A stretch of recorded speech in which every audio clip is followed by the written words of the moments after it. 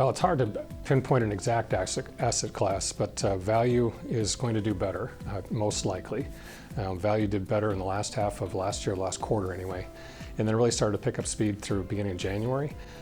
That's likely to continue. That probably benefits financials, potentially some other areas as well, obviously, but value is likely going to continue to do well for an extended time period as the stocks that have been kind of seen as the down and outers and just haven't done as well catch up. The other thing is growth. That you look at the big stocks that have done really well, the top 10 stocks that are now 25% of the S&P 500, their valuations are so high that as COVID lessens, as we go back to a little bit more normal society, they just cannot keep up. It seems like they can, but it just seems unlikely that they continue to do that well and to power forward in that way. It just seems much more likely that the other stocks, the profitability goes up and the PE ratios return to some level of normalcy.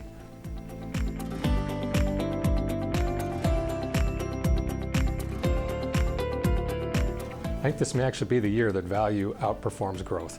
There's various reasons for it. You've got the incredibly rich valuations of growth versus value. So that's one, just the normalization a little bit of the overall valuations.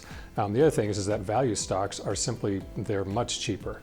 I mentioned that the PE ratios on those stocks are simply lower. And you've got the PE ratios on growth stocks have been really ramped up last year and have gone up. They've basically doubled last year, and not so much based on earnings, but just based on expectations. And so those may not go anywhere. They may not go down, but the value stocks are lower, and you're going to have profitability go up in those companies, and you're going to have their valuations recover as well. So all told, I think value actually outperforms growth this year. Again, anything can happen given what's happened over the last decade, and especially 2020. But I think value actually does outperform growth in 2021.